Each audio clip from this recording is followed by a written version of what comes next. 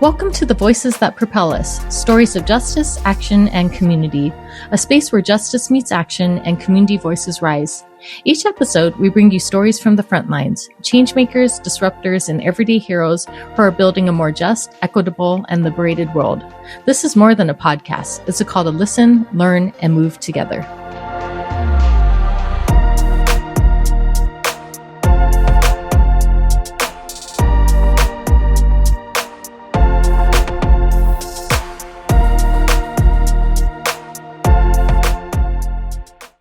You were just listening to music from the incredibly talented Stephen Kong.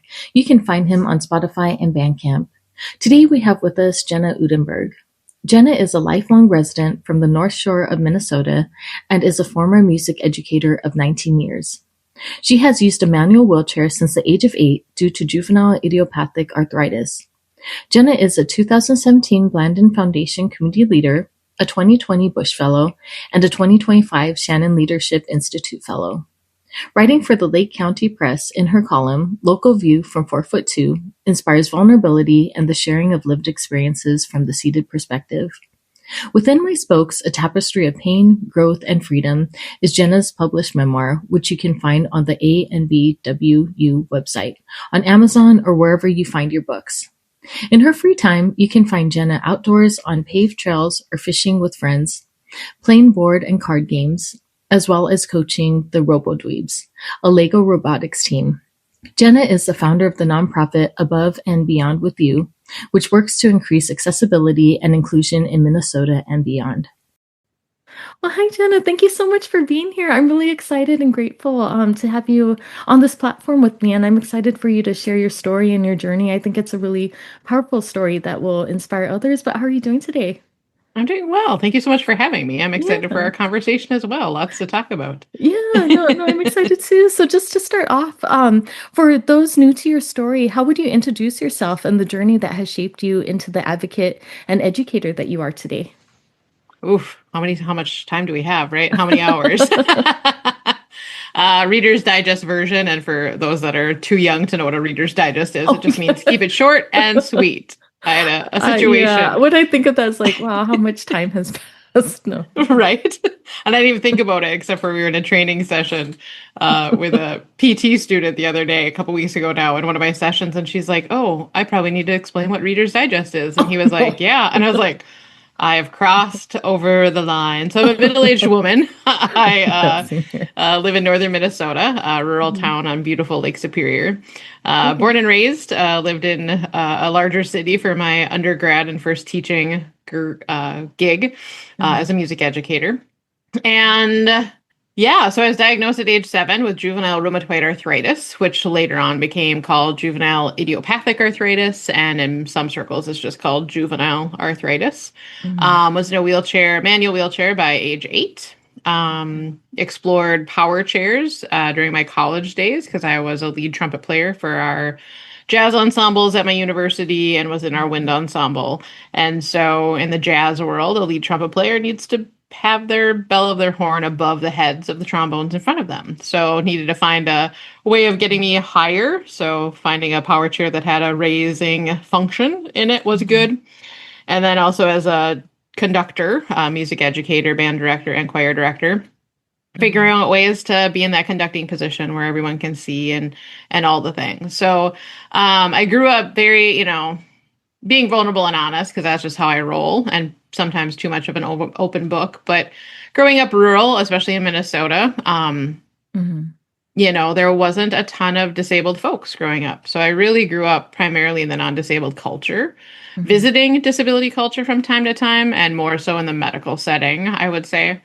There were other students younger than me, a couple older than me, during my high school career and elementary career, that were also disabled in different ways, none with my same disabling condition, but similar mobility devices and those kinds of things.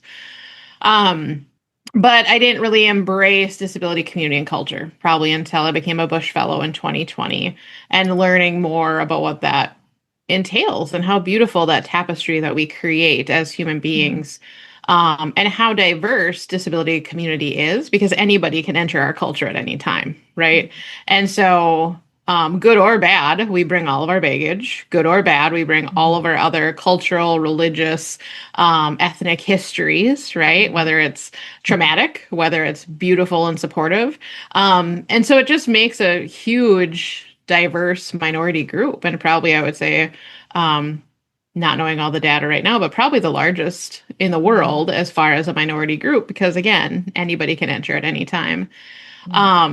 And so during the pandemic, my invisible disability, as far as being immunocompromised, both from my disease cycles as well as my medications, was my Mhm. true first experience of having an invisible disability. Because Okay. even when people see my physical disability, always in a chair, all the things, they've always seen Jenna, the type A super woman Right. trying to overcome discrimination and Right. overcome quote unquote my disability, which I don't like that saying anymore. But at one Mhm. point in my journey, right? We Yeah. do better when we know better. And sometimes it takes us Mm. a while, at least me, to know better and then change in order to do better. Yeah. Um, so when my school district came back and said they were no longer interested in accommodating my work from home order, that Oh, made a wow. huge Mhm. unexpected change because it happened like literally the week I was supposed to be returning back to the classroom. So I was already Okay. in high mode of getting my classroom back and being online and figuring out all the life because they've just did that the 2, 3 years before, right? And all of a sudden I was like, Yeah. nope, not doing this. Huge life pivot. And Wow. I was given the term accessibility educator. And at first I was like, that doesn't make any sense. Yeah. Right. And Yeah. then as I got through my identity crisis, it was like all of the skill sets that I gained as a music educator Mhm. transfer all to all different leadership, to all different activism and advocacy, and to training. Right. Mhm. So um, I love the accessibility educator label and title. And as I figure out and grow into that, what that looks like, Yeah. I was able to create the nonprofit Above and Beyond with You, and that's been in existence for 3 years now. And Yeah. so as we continue to grow and get stretched, Yeah. it's just it's great and it's hard. Don't get me wrong, right? But Yeah. anything worth doing well is hard, in my opinion. Yeah, no, totally. No, that's so beautiful. Thank you so much for sharing that. And I just had a follow up to ask you about that. So, you mentioned that you used a manual wheelchair since you were 8. So, what were Mhm. some early memories that you have that shaped how you understood disability, identity, and possibility? Yeah, great question. A lot of my memories, in some ways, at least in my belief system, I feel were kind of removed from me, Mhm. just getting a lot of grace and forgiveness. And, there are some ones that stick out. Like there's a picture in my memoir of me sticking my tongue out on the first day of school, sitting in my rented wheelchair. That was a That's gross beautiful. army green color and super hard and Uh-huh. looked like the old hospital chairs and like nothing like today, right? Because I was back in 1988. So Hmm. um just remembering what those feelings felt like. I remember being on a school bus and hearing older kids yell at me because it took me so long to get on the bus because it was my knees and ankles and hips that were first impacted. Oh. So I'd have to have a adult lift me up to that top stair and then I could ambulate the stairs and then whatever. So I do Hmm. remember an older student getting thrown off the bus, which in today's world would probably not happen, but the bus driver Right. was like, "Nope, we don't do that here. We don't stand for that." Wow. Wow. So that kid had to walk to school that day and we were, Wow. 8 miles away from school. So again, that wouldn't be heard of today with all of the different Yeah. liability and all that. But it got Yeah. the point across, and that kid stopped bullying me. But I really grew up with great classmates, and if there were negative situations, there was enough positive people around that helped change that. And I just was given that personality type that can kind of flux between lots of different people groups and from the really academic people to the really sports people to the band geeks. And, I am one of them, so I can use that word. Um, Right. but Love that. so I think that also helped me in my story and in my journey and being able to communicate to other folks. So, Okay. Okay. yeah. No, that's beautiful. Thank you for sharing that. And I'd love to talk with you more about your memoir. So, your memoir Within My Spokes is described as a tapestry of pain, growth, and freedom. So, what did you feel like Mhm. was most urgent for you to share in those pages? Yeah, I was given the word tapestry before I even started writing, and Okay. I didn't really know what that was all about. But as the course of writing it went on, it was like, Mm-hmm. there are hard parts of my life. There are relationships that now are no longer in my life because they weren't positive or beneficial or Mm-hmm. serving me or serving the other person. Okay. And so initially I was like, oh, I can leave them out. Mm-hmm. And I left out the painful stuff. I left out the Yeah. things that weren't beneficial to the whole overall story. But in that process, in the tapestry, was reminded that every strand or every connection with another being in this space and in our Mm-hmm. life serves a purpose. And so Mm-hmm. sometimes those strands are going to be long and beautiful and strong and thick. And Yeah. sometimes those strands are going to be kind of dull or worn or, interpreted as ugly. Yeah. But um, no matter what happens, if you were to take that strand out, your tapestry would fall apart. Yeah. So it's important to acknowledge the traumatic things, acknowledge the hard things, acknowledge the hurtful things, and Mm-hmm. then also, move forward and find those spaces of healing and those people of healing Yeah. and your true sense of community. And community can look all different Yeah. depending on all different chapters of our lives. So, Yeah, no, thank you for sharing that. That's such beautiful imagery of the tapestry and the threads and everything. That I think that's an imagery that's going to stick with me. And mhm. just in your process of writing, do you feel like that in itself was like a way for you to help like heal and process, these painful moments that you have gone through in your life? Yeah, and I would say also it was a good reflection for me Mm, to see how far I've come in forgiveness and in healing and okay.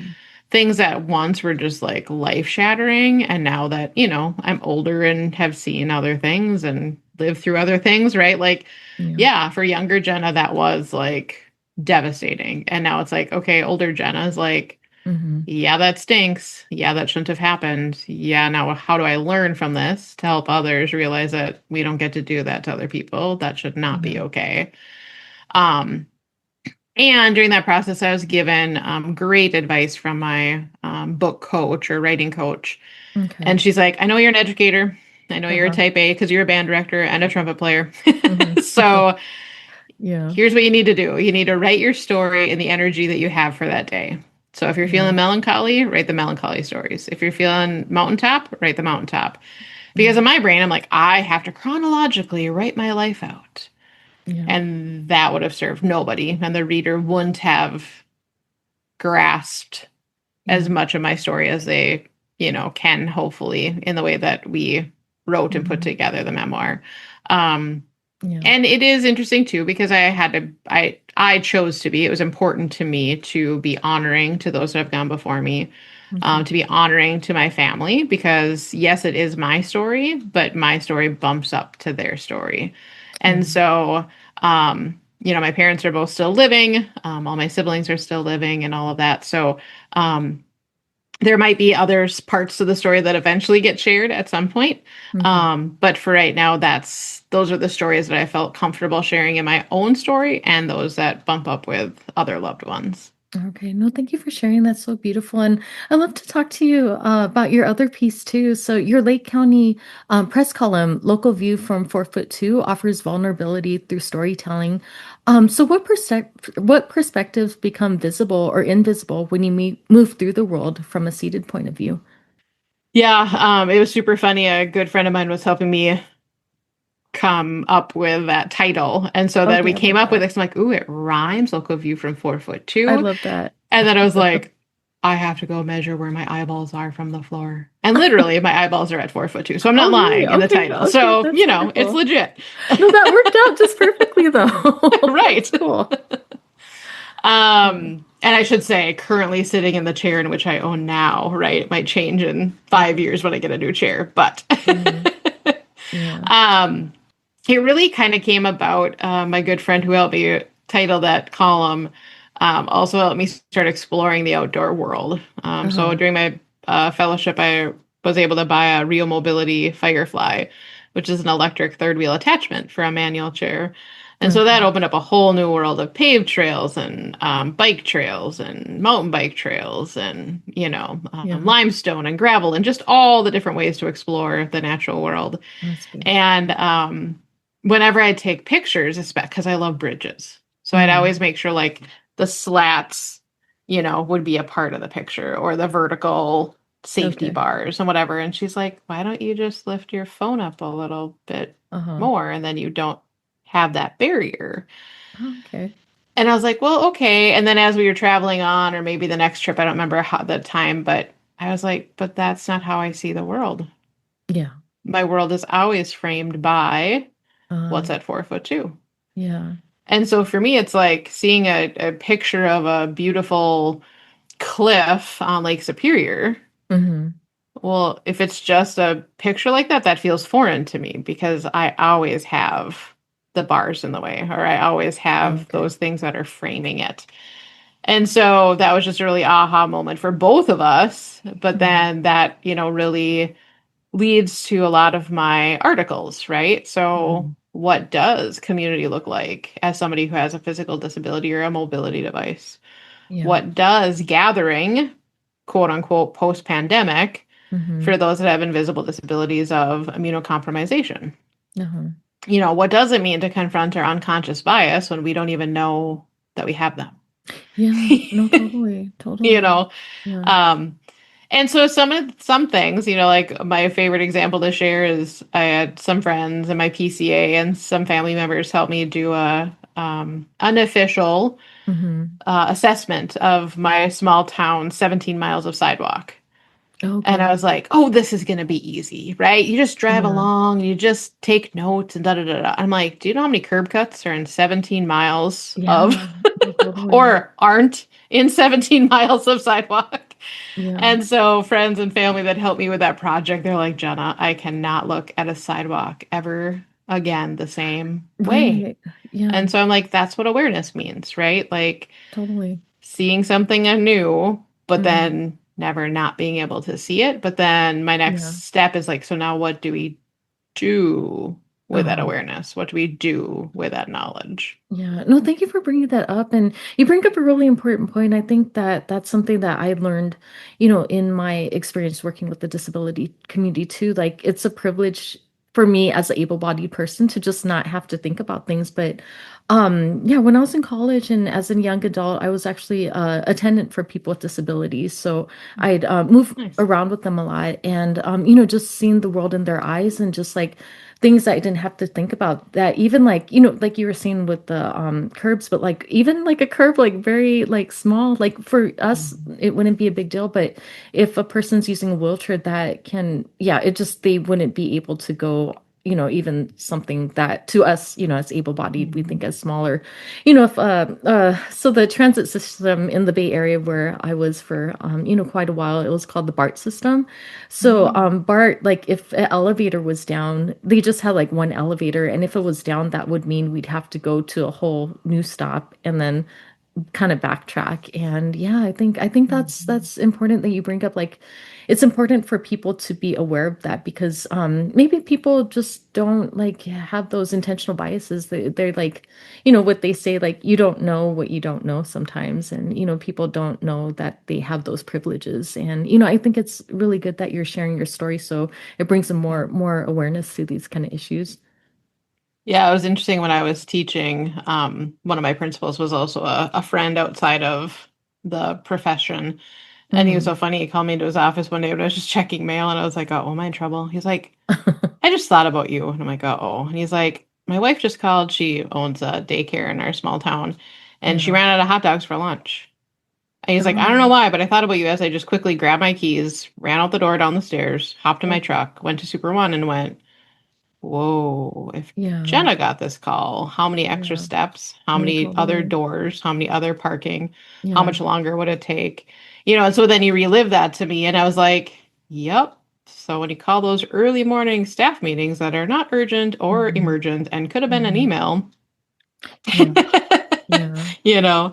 And I Right. had a local friend also come and get my accessible conversion van, and he was doing some work on it for me. And while I was in school, and he brought it back, and he got back, and somebody was illegally parked in the accessible, Oh faculty only no. accessible spot, and he was Yeah. just irate. And Yeah. then he's like brought the keys in during my prep time, and he's like, "I have to tell you a story." He's Yeah. like, "I got so irate, and it's not even me. I could park anywhere, but because I had to park for you in your spot and somebody took that and created more of a barrier, more work for my friend. I was so irate." And I'm like, Yeah. there you go. Like that just happens every day, multiple times, like you said, with the transit and, Yeah. people not promoting the fact like, hey, we're Mhm. typically accessible, but this is broke. Or, hey, let's Yeah. promote this fact that, here's the workaround for today. But Yeah. so often people just don't think about it. They make us, who Yeah. already have limited energy, Yeah. limited, all the things like, oh no, it's your problem. Oh, good. I Yeah. like more problems. Thanks. No, totally. No, thank you for bringing that up too, because something that I want to do with this podcast too is like really highlight moments of like allyship or how we can stand up for people, in solidarity with identities we might not personally identify with. But I think all of our Right. movements are important, but like how can we also stand up for each other? So how would you say that like people can stand up in solidarity for the disability community, even though they themselves might not identify as a person with a disability? Right. I think a lot of it is uh, saying, like, be intentional in the relationships that you create. Hmm. Have some really organic, authentic relationships with people from the huge cross sector of disability community. Yeah. Because then you're doing with, as we talked about before we hit the Hmm. record button, right? Like Right. it's so much better and more healthy for community and everyone if we do things with and not for or to. Yeah. And so much of my life has been well-intending people doing to Hmm. me Yeah, or no, I doing agree for too. me. Because I remember I had a friend who used a wheelchair and he was able to move it by himself. But like, I think I really learned from that too is like, don't help a person if that help isn't asked for. Because sometimes people just come up to him and just start pushing him. And, he just be like, no, I don't need the help. So just like, don't have that Right. assumption that a person with a disability doesn't have that ability to, move about themselves. Like, if they ask for help or if they look like they're struggling, sure, be sure to like I would say ask first before just assuming that they would need the help though.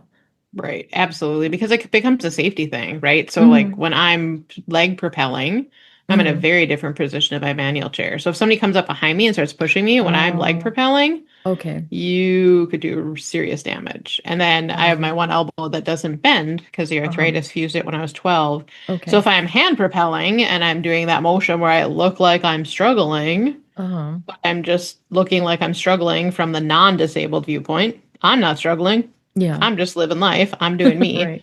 Totally. And so if they were to come up and if my thumb was caught in my wheel and then they go to push, like you could cause severe Yeah. damage and like irreversible medical stuff for some of us. Yeah. So it's always best to ask. And I think a lot of it comes also down to intentions. Mm. So are you wanting to help me traverse across the parking lot, let's say? Is Okay. that truly a need that we have determined together that is my Hmm. need? Or is it Right. truly your deep down need that you Yeah. feel uncomfortable or you feel insecure or Hmm. you have this other need of like, I need to help someone today. And just because Yeah. I have this big target called a manual wheelchair on me, you Hmm. think that I'm the person that you're supposed to help today. Right. So, Right. it comes down to your intentions. And if somebody Yeah. says no, then you have to leave it at Yeah. no. Yeah. And you have to just not Yeah. help. Right. No, thank you for sharing that. And just going back to your work, were there any reactions or reflections from readers that have surprised you or stayed with you?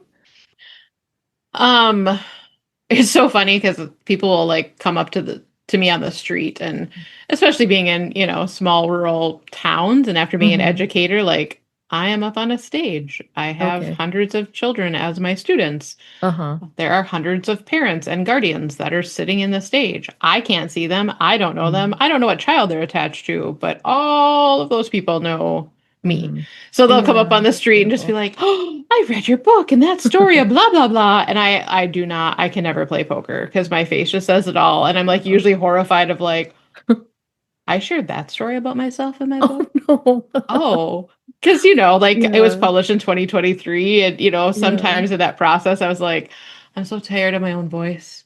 I'm tired of my own story. I need to go Oh, read other people's memoirs and other yeah. stories and, That's all the beautiful. things. So it's sometimes it's still shocking to me of like, wow, I told the whole world these stories. Got it. So Yeah. that's my funny aha. And my other two stories are I had two friends, different situations, and people in the community were like, Megan, I read your book. Yeah. Jamie, I read your book. And they're like, I didn't write a book. What are you talking about? And they're like, oh, we're in Jenna's memoir. Oh Oh, my friend no. Jenna, her book. You read that. And like, yeah, your book. I really like your book. I was Oh like, no. that is perfect because Yeah. people then saw and they figured out that they had a common person that they knew Okay. and they realized that our tapestries Um, were woven together. that's So beautiful. I don't care that they called it Megan's book or Jamie's book, Yeah. right? I chuckle at that and I love that because then that tells me that I wrote it in such a way that people were so immersed in the story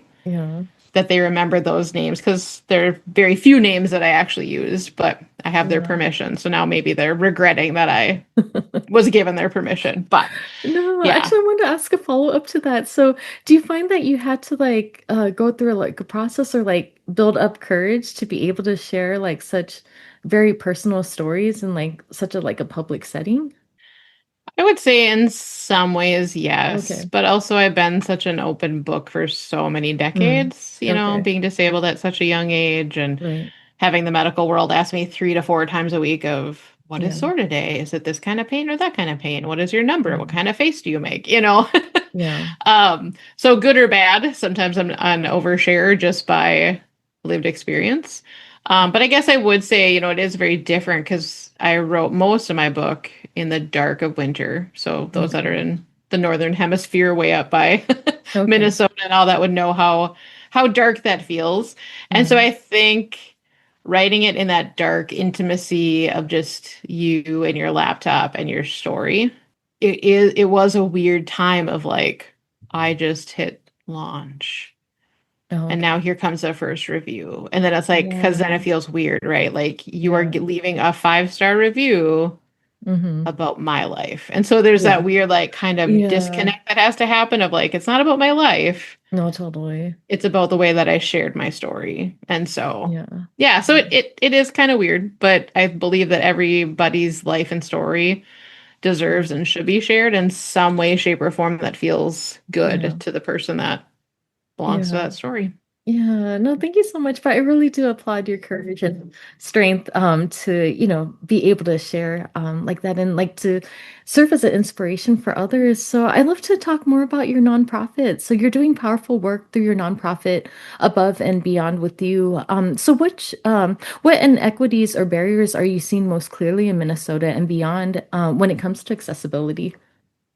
A lot of it is physical barriers, and a lot of it is also attitudinal. And so, Okay. um, I would say in the last 38 years of me dealing with my medical condition, which also gives me my disability, Okay. there's been lots of growth and lots of change and lots of better framing and shaping of conversations and of Hmm. work.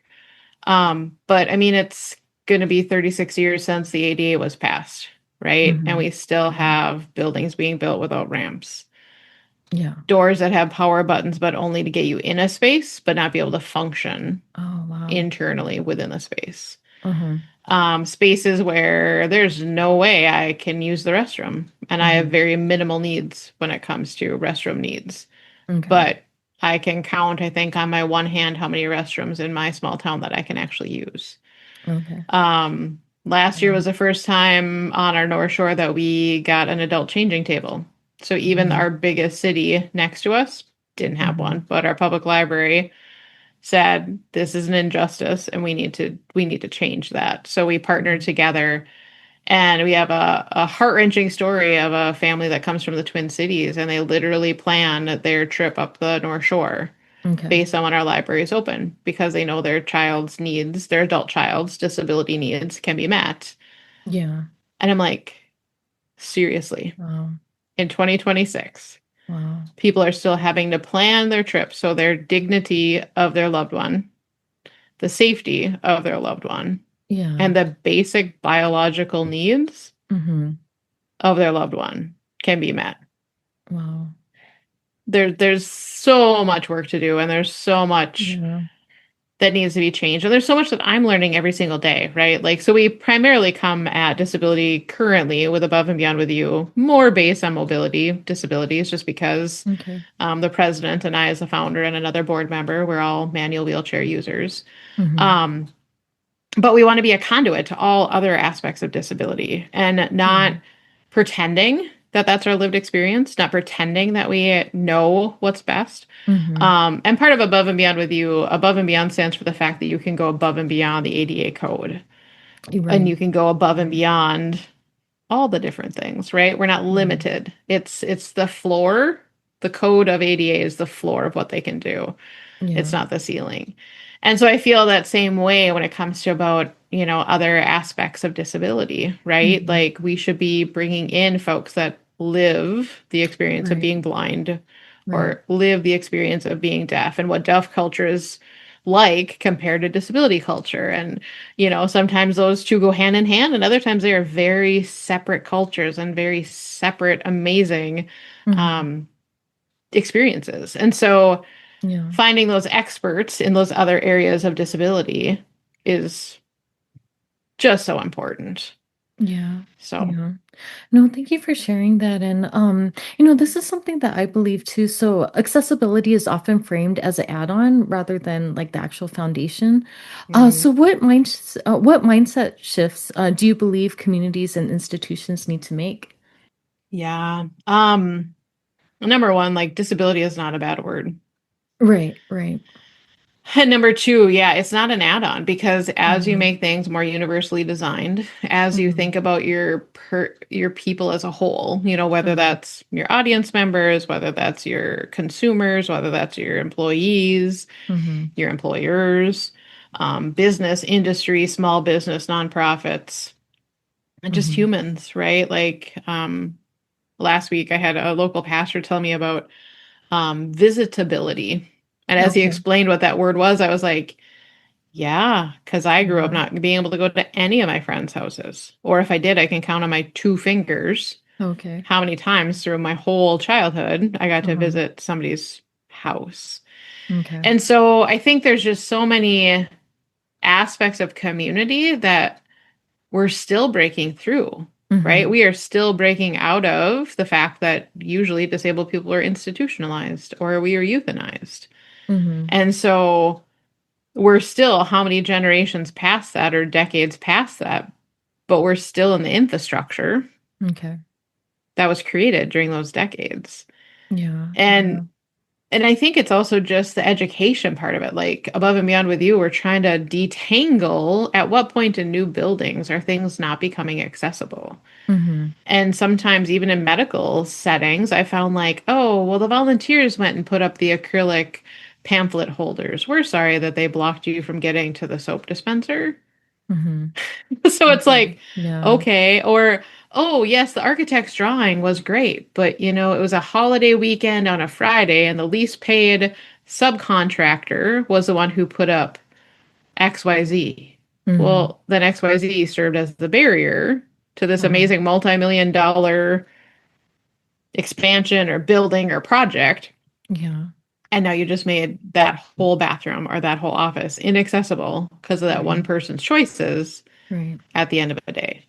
And so it comes down to communication. It comes down to having from beginning throughout the whole process, having the Mhm. disabled voice and understanding there Mhm.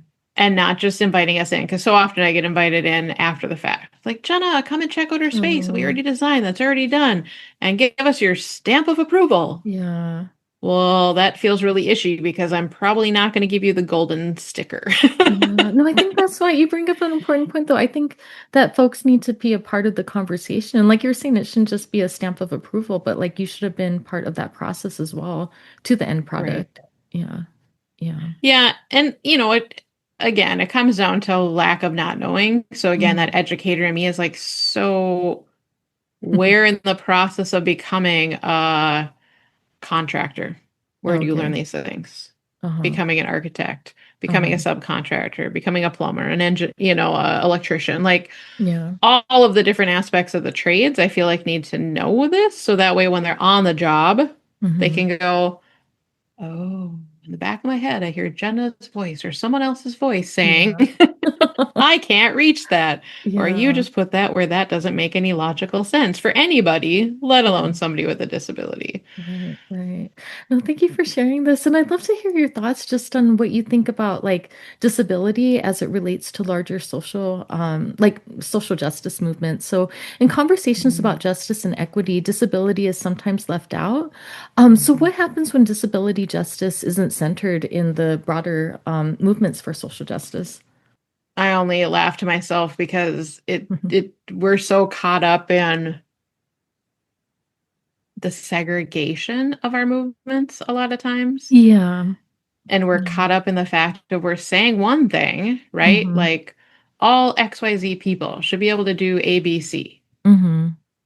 And then they make all these great gains and it's fabulous. And then all of a Mm-hmm. sudden, disabled folks from that same XYZ people group Mm-hmm. come forward and go, I can't do ABC. Yeah. Where do I ask for this accommodation? Where do I ask for large print? Where do I Mm-hmm. ask for whatever it is? Mm-hmm. And they're like, "Oh, but we are Yeah. fully there for all of XYZ people group." And it's like, Yeah. "Ooh, but we're not." Yeah. And I feel like, especially when it comes to, ethnic and racial groups, Mm-hmm. I always am more cognizant in the words that I use because in every Mm-hmm. culture, disability is seen differently. It is treated differently. Mm-hmm. So, in some spaces, they don't even quote unquote see disability because they're like, Right. that's grandma, that's Yeah. auntie, that's Yeah. uncle, that's child, that's, and in those cultures, they embrace all people Mm-hmm. and they treat them as such that every life matters, right? Yeah. Um, but then there are also other cultures where it's like, oh, we don't talk about that. That brings shame upon the family or that brings shame upon the community because Mm-hmm. of whatever belief system. Um, and same thing, even in my, racial background but throwing the religious side for me in there is like, Mm-hmm. churches that are still inaccessible, places of worship that are still Mm-hmm. inaccessible, synagogues that are still inaccessible. Like, where in our history, where in our belief systems, where in our cultures, where in our community norms Mm-hmm. do we need to look at and go, well, this is what our mouth is saying, Right. but Right. this is what our actions and our events and our activities and Mm-hmm. our way of expressing our belief systems, Mm-hmm. this is what we're actually saying. Yeah. And No. that's hard, right? Yeah. Yeah. No, thank you for sharing that. So, I'd love to talk more about your work as an educator. So, how has your identity as an educator shaped the way that you lead, advocate, and build community? I think it determines everything that I do. Mm-hmm. And it changes everything that I do. And sometimes it provides extra levels of frustration, Okay. if I'm being honest, right? Yeah. Because when you see other community leaders that are like, hey, we need to change this behavior.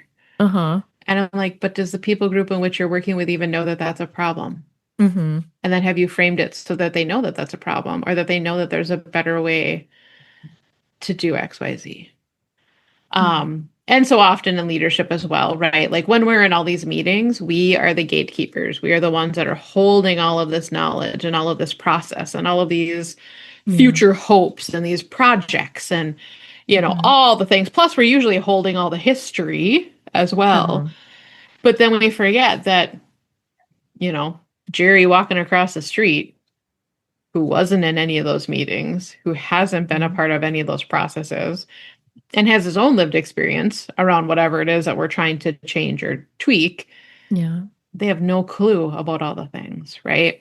Yeah. So that educator mindset of me sometimes gets me in trouble in different spaces because it's like, Okay.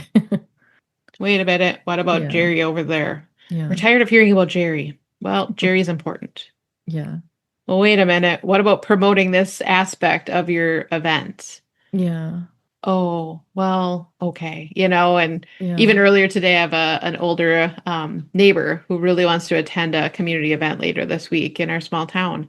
And Okay. she's like, but if there's ice, I can't come. If there's snow, I can't come. If there's Mm. this, I can't come. And so I'm going to get mad at this entity who's the event planner. And I'm Yeah. like, yeah, you could, but getting Hmm. mad doesn't necessarily change things. It's what you do with it, right? Yeah. And then I said, plus, that's actually at a city owned location. Hmm. So it's really not the event planner, it's really the city that has to deal with XYZ.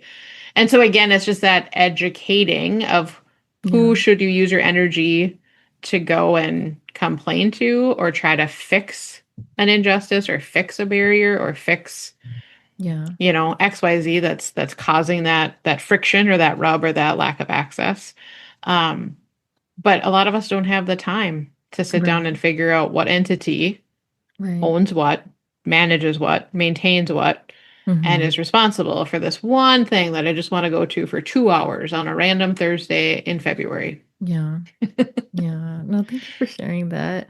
And I just want to go through your recognitions too. You have like so many accomplishments. So you've been recognized as a 2017 Blandon Community Leader, a 2020 Bush Fellow, and now a 2025 Shannon Leadership Institute Fellow. So how has leadership evolved for you across these chapters? Yeah, it has been quite the ride. And it all started with being nominated for the 2016 Journey Award by a PT and OT. And in Okay. that, it was at a local rehab facility. Hmm. And the criteria of that was seeing somebody who is making an impact in disability culture and community and bringing awareness for advocacy.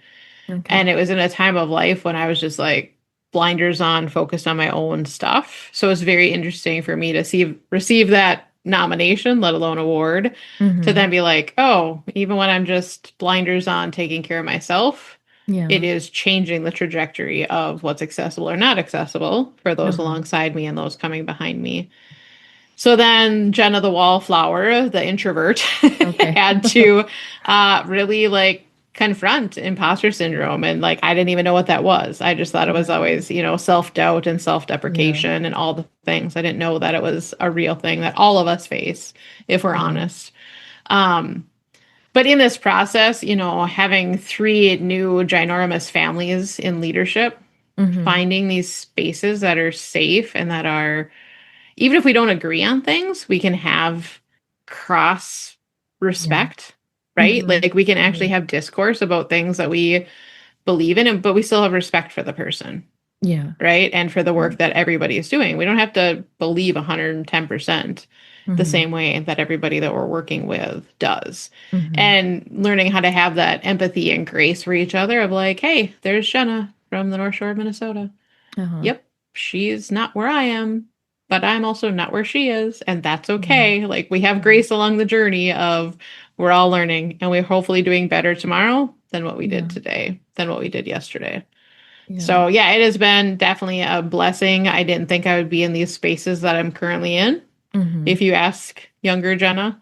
Okay. And then sometimes I hear my voice and I'm Hmm. like, oh, that is my mouth moving. And that truly is my voice. Oh, that is my Yeah. heart speaking, So Yeah. there are still those moments of pinch me. Am I awake? Am I Yeah. sleeping? Is this real? Yeah. But yeah, I'm here for it. And it's hard work, but it's good work and it's important work. Yeah. No, thank you for sharing. That's so beautiful. So, when you imagine a world where accessibility is the norm and not the exception, what would that world look like for you? Hmm. It would mean way less planning and Hmm. way less stress Yeah. and Totally. way less focusing, 4 steps ahead. Like I could actually be present in every moment because I don't have to think about the next spot that I can use the restroom or Yeah. can I get to this family event or this community event or am I Hmm. going to be safe because I am a vulnerable adult, right? Hmm. Like there are things that I'm just vulnerable at. And so are there allies that are going to stand up and do the things that I Yeah. physically might need them to do, where I Yeah. can attitudinally Uh-huh. be there to cheer them on and to give them the things that they need as Yeah. well. So And I think in that ideal world is that we all as humans would just acknowledge the fact that every single one of us has needs and Yeah. stop with the labels of this is a special need Mhm. and Mhm. this is a regular need I love because all that. of us have needs. So it's like, I know we need labels to learn, right? Mhm. Like kindergartners need to know that a red crayon is not a purple crayon, is not a green crayon, right? Yeah. But that inherently there is nothing better or worse between that green crayon, the purple crayon, and the green No, crayon. totally. No, I get what you're saying too, and I agree with you too, because I think there's that like part that, yeah, it's just like, how to compartmentalize things, but like also like how do you do it in a way that's not like stigmatizing or stereotyping? Because I think that's like a whole different thing, or like assumptions, like those kind of biases that come up. Um, Right. yeah. Yeah. And like in my example too, it's like people usually say, "Oh, Jenna, I don't see your wheelchair." Oh, Well, people would normally think like that's a compliment because they're I just get what they're seeing saying though. me. Yeah, But yeah. then on the flip side for me, it's like I am a proud disabled woman. If you don't see my Right. wheelchair and you don't see the struggles and you don't see Yeah. the thing that makes me all of me, Yeah. then do you really know me? Right. Because Right. there's parts of me you're missing if you don't see this titanium big thing Yeah. that I'm sitting on. No, because I agree with you too, because I studied a lot of race and like racial dynamics and stuff too. I think it's the same thing too, just like, oh, I don't see race or color, or like, I want to be in a Mhm. colorblind society, but it's just like my cultural identity and like I think other communities of color can relate to, but like being a certain like, being a person of color that comes with a different lived experience than, Mhm. people from more the dominant culture. And so yeah. So I think I get what how you're saying, like what people say, like they think it's a compliment, like, oh, I don't think you're Asian. I'm like, oh, well, that is my identity though, and it's a big part of who I am and my family history. But I Right. get what you're saying though, like people are well intentioned when they say that, but I think they don't Right. realize like the impact that those words are having on people. Right. And I Yeah. think too, like knowing that person that you're speaking with, right? Because Hmm. yeah, because you and I just meeting for the first time Hmm. today, I would of Yeah. course never say those things, right? Number Uh-huh. one. But then number two, Right. it's like, well, I need to ask curious questions because Yeah. maybe you No, don't want to totally. be known, I'm assuming, as Japanese Hmm. since you have Japan behind you. No, thank you.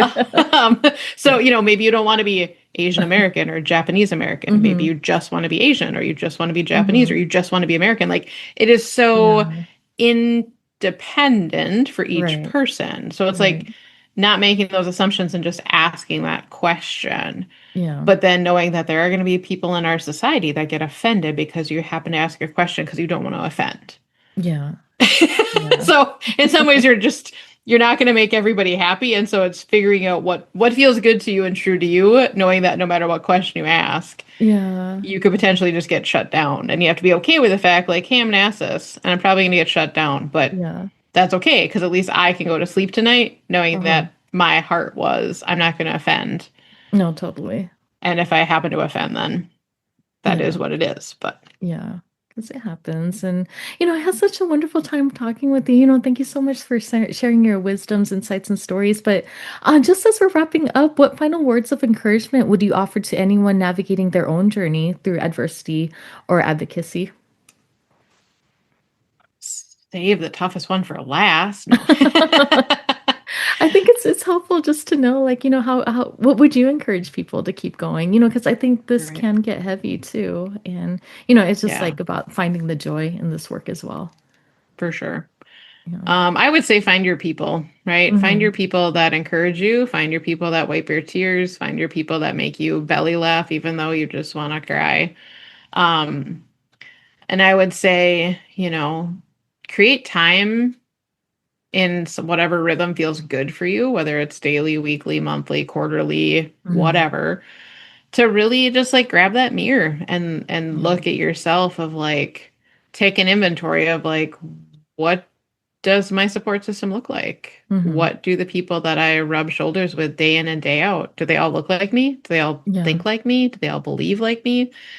And if there is no diversity in that, Hmm. that's a big red flag. And that diversity word means all across, right? Okay. Um, and I would also say, like, what do you see? What does your gut feel when you see words Yeah. like disability or the Right. old word of handicap. I'm sorry, I'm not a golf term. Mhm. I park in accessible parking. I don't park in Yeah. handicap parking, right? Yeah. But again, at some point in my journey, I was okay with that because that was the societal word that we used, the legal word that we used. Mhm. Um, but taking a self inventory of those things. And then the other side of it, I was at a women's conference as a panelist a few months ago, and Okay. somebody had asked a similar question. And I said, Mhm.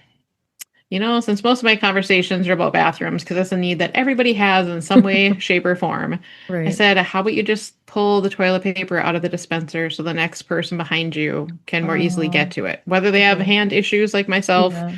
or don't, right? Yeah. And then the other thing I said is I'm really tired of getting wet armpits. So when you're done washing your hands, wipe off the counter because, Yeah. 4 foot Yeah. 2, my shoulders are a little bit lower than that. And Yeah. so I got more conversations after that about all the women like, oh, every time I went to the bathroom, I made sure I pulled out Oh, the that's toilet paper cool. and I made sure that I wiped out the counter. She's like, but then Yeah. most of the women were like, we're disgusting. That was really Uh-huh. gross. I'm glad that you told us about that. We're going to do better. And I was like, well, now if every woman is doing that in Yeah. that space or every person, it was a Yeah. women's conference, so that's why. Mhm. But, if everybody did that, Yeah. then it'd be a No, much I'm also cleaner, yeah, safer space. totally. No, I'm with the belief with that too. Like I feel like even with this podcast, I feel like we really can change the world one story at a time, or like one act of kindness at a time. It really is like even those very small acts, it like makes a Mhm. difference. And if we can all just contribute on a daily basis, I think we can really create like a better environment for all of us to enjoy. Absolutely. And I would Yeah. also say, encourage people that you see good things in, Right. right? This Right. world is this world is rough. Yeah. But even today, Totally. I was driving through a restaurant for lunch and I had some of my former students. And you could Um, just tell he was like, I'm at work. It's lunch yeah. rush. This is boring. And I'm like, dude, Yeah. I love seeing you. You always make my day. And the smile that Oh. came back from just two Oh. sentences, right? Two That's sentences can wonderful. make or break somebody's day. Yeah. So let them know the Yeah. things that they bring into your life that are Yeah. good. Because so Yeah. often we only share the things that are bad. No, totally. No. Well, thank you again for your time. And just lastly, how can listeners support your work, engage with ANBWU, or connect with you after this episode? Yeah, you can find us on aboveandbeyondwithyou.org on the Okay. web. We're Uh-huh. also on socials. So Okay. Insta, Facebook, and LinkedIn. And it's a capital U for like my last name, Udenberg, because Oh, little okay. kids couldn't say Udenberg. So Okay. that's the nod to my music career. Uh-huh. And then you can find within my spokes a tapestry of pain, growth, and freedom, my memoir, anywhere where you buy books. Okay. And Okay. also on the website, as well as a space to donate to Okay. continue this work moving forward. Okay, great. Well, thank you again for your time. I had a wonderful conversation with you, and I'm so grateful to be connected with you. And I hope you have a good rest of your day. You too. Thank you so much. And I look Yeah. forward to future projects. Who knows Yeah. what's in No, no, store no, for us totally. together? Yeah. Thank you. Okay. Well, take care.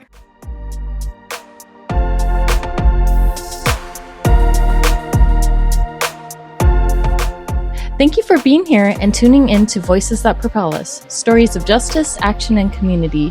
Your presence in this movement matters. If today's conversation moved you, share it, talk about it, and keep the work going. Together, we're not just imagining change, we're making it. Until next time, stay bold, stay grounded, and stay in the fight.